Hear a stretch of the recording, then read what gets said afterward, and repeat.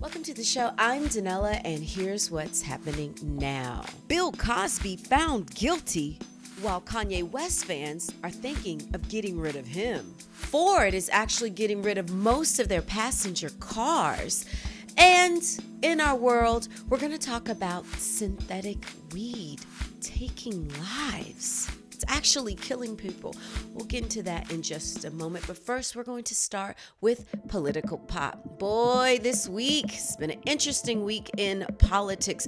Finally, Trump admits that his lawyer, Michael Cohen, in fact, dealt with Stormy Daniels. Here's what he said. He said, Cohen, quote, has a percentage of my overall legal work, a tiny, tiny little fraction, but Michael would represent me and represent me on some things. He represents me on things like this crazy Stormy Daniels deal. From what I see, he did absolutely nothing wrong.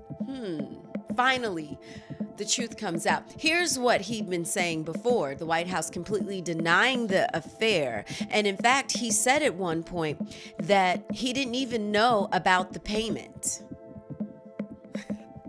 I swear. Meanwhile, other things are shaking up. So Trump's doctor is out as head of Veterans Affairs. However, Mike Pompeo officially is the new Secretary of State. And so it continues. I'm Danella, and that was your political pop. Ford getting rid of all of their passenger cars, almost all of them, except for two. Which two? The Mustang. I know Mustang lovers are like, oh, because people love their Mustang. So Mustang is staying, as well as a brand new Ford Focus Active. It's kind of a hybrid hatchback type vehicle. It's coming out. Well, gone are the Fiesta, the Taurus, Fusion, and regular Focus, gone from the US and Canada. The company says this: by 2020, almost 90% of Ford's portfolio in North America will be trucks, utilities, and commercial vehicles. Big changes for them. I wonder how that's going to all work out as folks are going to start downsizing and become more eco-friendly. Hopefully they'll make trucks that are eco-friendly. Like the French president said when he addressed Congress, you don't get a planet B. Good advice. Thank you for that. Speaking of across the seas, let's go across the pond, where FOMO is literally forcing millennials to move back home. It's happening in the UK, and I know it's happening here. FOMO leading to tough decisions. Well, here's what this one woman said. She was on ITV's This Morning, right? Her name is Georgina Childs, 30 years old. She announces that she has to move back in with her parents because she has attended so many weddings and so many bachelorette parties. They call them hen parties. But literally, here's how much money she spent. $18,000. Here's what she said. She said that she was forced to move back with her parents after attending 14 weddings in the past 4 years, and that the wedding invites have stacked up. She said that she began putting the cost of hotels and transportation on her credit cards. It got out of control, and she was forced to make the tough decision between attending weddings or moving back home with her parents. So, as I mentioned earlier when I mentioned the story, spoiler alert, that's what she did. Now, FOMO can make you really make some terrible decisions in life. Jeez, I can't even imagine.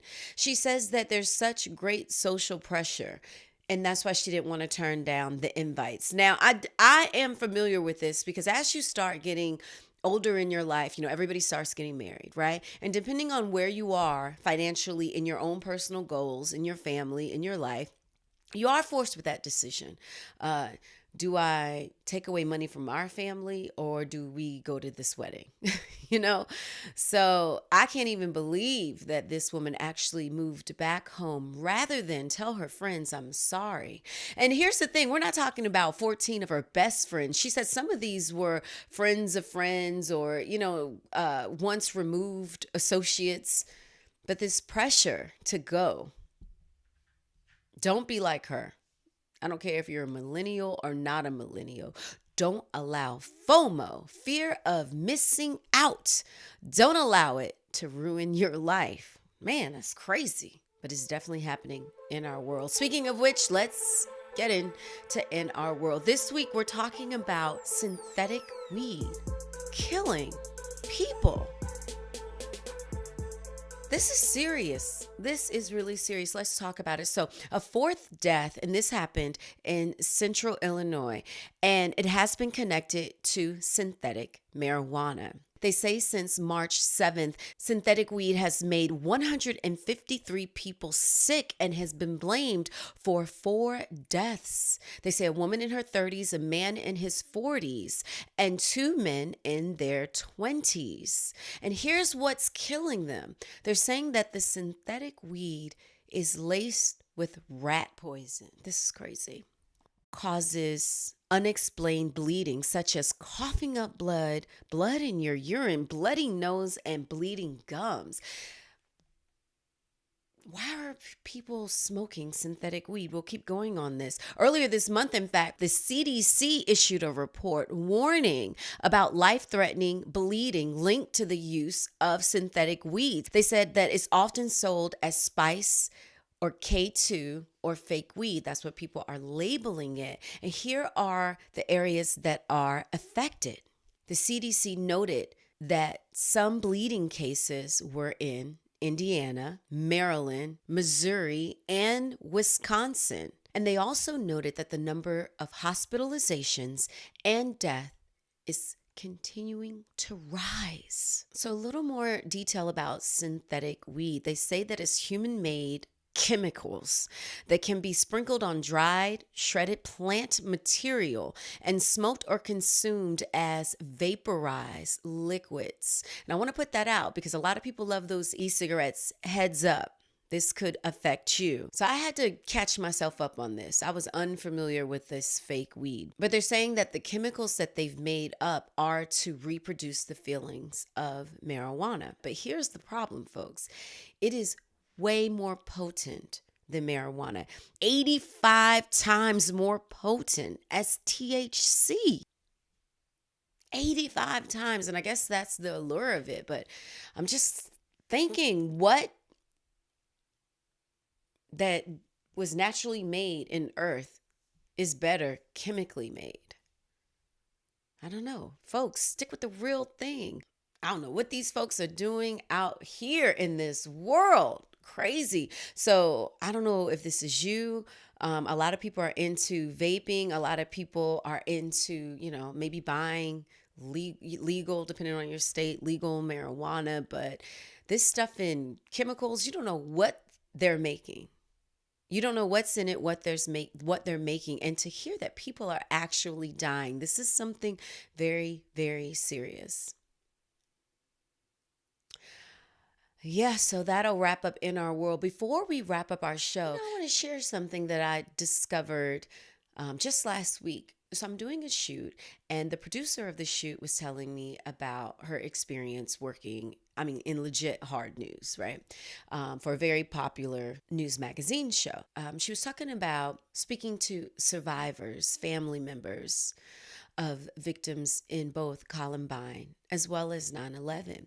And she was saying that how the weather can actually create memory recall, and that folks dealing with post-traumatic stress disorder, often when the weather would turn in Columbine, and in a lot of these mass shootings, it would be when the weather would turn to spring, because a lot of people say it was a very clear day, one of the nicest days at the start of spring.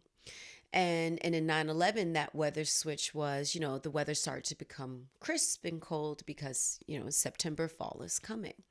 And so she was saying that the victims would, feel as if it would take them back to that day. And so when she said this to me, I thought to myself, I said, man, I never thought how weather can create memory recall. And I never really thought, even in myself, how I would be experiencing PTSD. And that's why I wanted to share it with you guys, because you never know what someone has been through. But I know for me, A lot of times with the various weather switches, I always think about family members who've been murdered. And I have never thought that that would be an example of PTSD. Never thought about that. And I wanted to bring it up to you because if we think about it, we think about songs, for example. You hear a song and a song can take you just back to a memory that you've had. You can remember, I mean, all sorts of details. You can remember where you were, sometimes what you were wearing, what you were doing, what people said. You know, music can do that. And it was interesting because I never really thought of how weather can do that as well. And so as the weather is changing, you know, now we're starting to get more consecutive warm days of spring, then it'll be summer.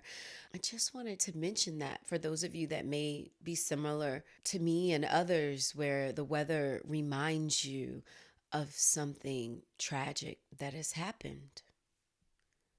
You know, and I just want to bring it up to just say it's important for us to acknowledge our feelings because that's the only way we can really, you know, continue to heal, continue to be survivors when we are aware of what's affecting us.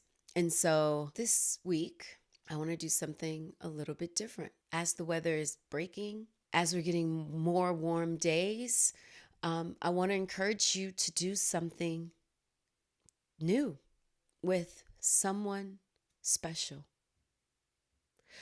Truly just being present in the moment, being present in the joy that you feel with this person, whether it be a family member, whether it be a significant other, whether it be someone new and a friend, but just being present in that moment, thankful in that moment, acknowledging maybe it is the weather or the conversation, but fully operating from a place of now and from an open heart. I mean, we all know life is short. You never know what's going to happen, how it's going to change. And so it's important to take time, you know, every so often and really be present in the life that you're living and what you're experiencing. And so I encourage you to do that at least one day. One of these nice, beautiful days, just one of these days. Just saying, all right, I'm going to really experience this day. So if you'd like to stay connected, you can email me, Danella@DanellaNOW.com, and on social media, DanellaNOW across all platforms. As always, thank you so much for joining the show. I hope you have an incredible, I'm going to add glorious weekend, and I'll see you next week.